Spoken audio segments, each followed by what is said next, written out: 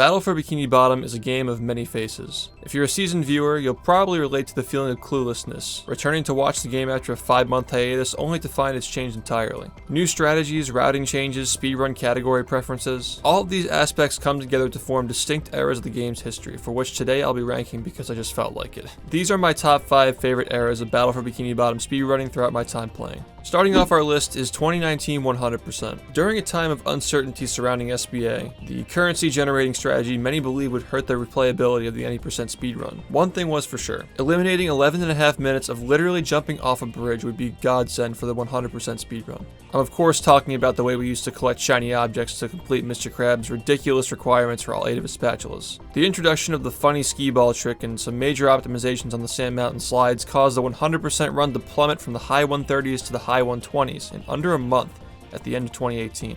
And that momentum didn't stop leading into 2019 either. Throughout any percent's complete transformation on the road to 49, 100% did the heavy lifting for Battle for Bikini Bottom's publicity, while giving some experienced runners hope that regardless of what happened to any percent with SBA's inclusion, 100% would still be a strong path forward for veteran runners. I ran this category in the in-person marathon Pace 2019, with help from Ringo Tongo, Jared's Giants, and JBHJ on the commentary side. Viewership for the marathon peaked during this run, as the speedrunning community saw our game had a lot more depth than just beating the game as fast as possible. From this point on, 100% runs became a staple in the community, going on to have 2 community tournaments later that same year, both of which finished. Up until this point, it was pretty rare for any of those to reach the end, but it seemed motivation wasn't anywhere near an issue anymore, in spite of an era trademarked by fear of a 7-year journey coming to an end. Of course, I'm referring to people losing interest in 80%. Needless to say, it all worked out, and 80% along with 100% are both alive and well today. Next up is 2017 80%. Coming off of what many communities have viewed as the peak achievement for runs clocking in above an hour, and a highly successful showcase of games done quick, keeping Battle for Bikini Bottom exciting throughout 2017 was a challenge most of us weren't sure we could take on. Well, thanks to a dramatic increase of exposure through the YouTube algorithm and GDQ showcase, several new community members joined and started learning the run in late 2018. And by the beginning of 2017, these guys are already finding game-changing strategies. This is the era I like to refer to as the beginning of one-frame hell. The term fast nut is probably not one you'll hear around the community much nowadays. Well, in your personal eyes, maybe.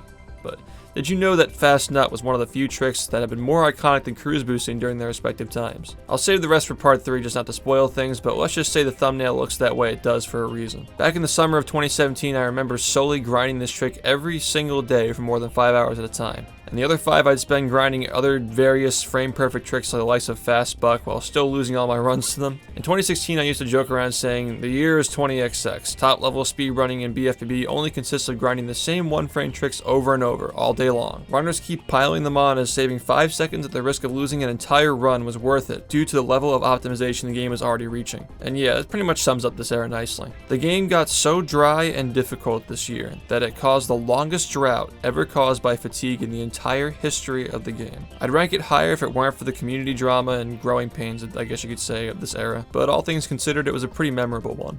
Now for number 3, one that many of you are probably familiar with now. 2016 80%. This is widely accepted by the community as where it all seriously began. This was the year a nearly dead game rose up to take speedrunning by storm, and laid the foundations for the BFBB community that still exists today. But aside from that, it was also the era during which Battle for Bikini Bottom became a movement-centric game as opposed to just one that was mostly focused on walking from trick to trick. This was the year that the game became sick, and appropriately, it led up to the achievement of 59, and the grandfather of BFBB speedrunning helping commentate the run in games done quick. If that isn't a happy ending, I don't know what is. Number 2, 2018 80%. We already talked about 2017 for a bit, but let me emphasize just how optimized and difficult this game was even back then. After 5 months of drought, it was finally broken with a 3-second world record. This was crazy optimized. The community believed that the game was pretty much figured out, and rightfully so. But little did we know we were about to break into a whole new layer that is now what we know as the game today. 2018 is what many, including myself, believe to be the peak of Battle for Bikini Bottom 80% speedruns. And much like 2016, it was capped off with the run to end an era in January of the next year. I don't want to spoil too much more for those of you anticipating the rest of the documentary, but if you want a time capsule of the greatest era for beating this game as quickly as possible, I strongly recommend watching 80% in 5350. To this day, it's the run I'm personally most proud of. So if 2018 80% was just that good, how is it not number 1? Well, you might have overlooked how I worded the description.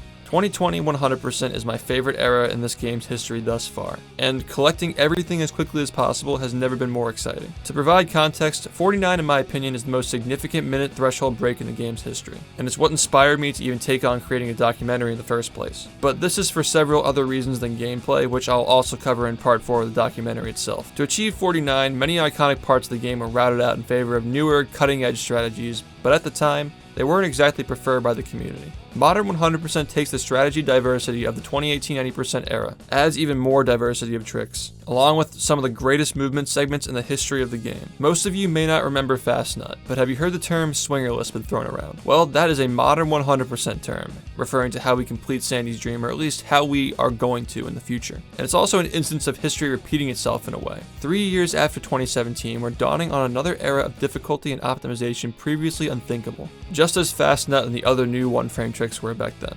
And that's the thing. Modern 100% is largely unwritten so far, and that's why it's so exciting. Swingerless is the new symbol of something we can aspire for in this game. Cave Camper Early is the spiritual successor to Goo Cage Clip, and even one Tiki SBA has been ironed out to its best setup yet during this era. So even after all these years of optimization, it's still clear that Battle for Bikini Bottom is not nearly over yet, and this can be largely credited to the exciting developments of the 100% speedrun. The world record currently rests at a high 116, but as far as I can see right now, with enough effort, it can get as low as a 113. And with that much potential already unlocked, who knows how low it can get in the future. One thing is for sure, however, that this era leaves a future left to be excited for.